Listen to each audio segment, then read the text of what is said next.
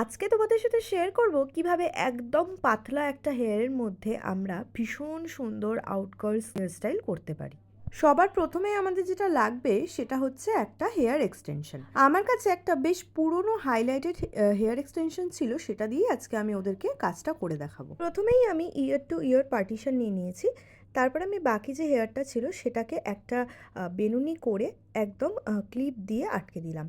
এরপরে আমি এআইএসের যে হেয়ার এক্সটেনশনটা আমার কাছে ছিল সেটাকে আমি ওই যেখানটা বেনিটা করেছিলাম সেইখানেই ক্লিপ দিয়ে আটকে দিলাম, যাতে ওটা খুব টাইটভাবে থাকে এবং কোনোভাবেই যেন না খোলে। এরপরে আমি একদম পাফ বানিয়ে নিলাম এবং এই পাফটা কিন্তু আমরা লক করব না, লক ছাড়াই এই পাফটা আমরা আজকে ক্রিয়েট করলাম। তো পাফ ক্রিয়েট করার পরে উপরে যে হেয়ারগুলো আনইভেন একটা, সেইটাকে আগে ভালো করে ক্লিন করতে হবে। তার জন্য আমি ওয়্যাক্স স্প্রে ইউজ করে ভালো করে ক্লিন করে নিলাম।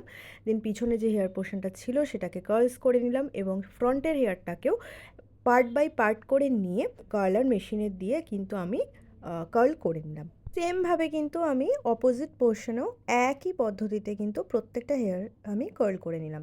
এখানে আমি হোয়াইট বার্ডের কার্লার মেশিন ইউজ করেছি। এটা পার্সোনালি আমার আইকনিকের কালার মেশিনের থেকেও বেশি ভালো লেগেছে। তো তোমরা জানিও আমাকে কমেন্ট করে তোমরা কারা কারা হোয়াইট বার্ডের কালার মেশিন ইউজ করো।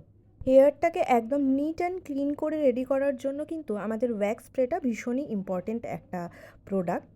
আমি এখানে টাফটের ওয়্যাক্স স্প্রেটা ইউজ করেছি। কার্লস কীভাবে লং লাস্টিং করতে হয় সেটা যদি তোমরা জানতে চাও তাহলে কমেন্ট করে জানিও, আমি অবশ্যই একটা টিউটোরিয়াল নিয়ে আসবো। এটাই ছিল আমার ফাইনাল হেয়ার স্টাইল। তোমরা জানিও হেয়ার স্টাইলটা তোমাদের কেমন লাগছে, আমার এই মডেলকে সাজানোটা কেমন হয়েছে, কমেন্ট করে জানাতে ভুলো না। Thank you so much guys, দেখা হচ্ছে খুব তাড়াতাড়ি পরের ভিডিওতে।